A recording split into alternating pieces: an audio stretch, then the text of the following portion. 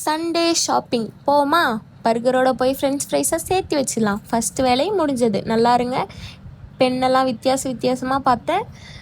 Mister tie இந்த கடையோட பேர். இங்கே நான் எதுவும் வாங்கலாம் போல், ஜஸ்ட் நல்லா இருந்துச்சு எல்லாமே. பாருங்கள் எவ்வளோ அழகாக இருக்குது பெண்ணு. நான் படிக்கிறப்பெல்லாம் இந்த மாதிரி ஒருத்தனும் கொண்டு வரல. கொண்டு வந்தாலும் காஸ்ட்லியாக இருக்கும், அது வேறு விஷயம். ஷேட் நல்லா தான் இருக்குது பார்க்க. அண்ட் நெயில் ஆர்ட்லாமே கம்மி ரேட்டில் இருந்துச்சு.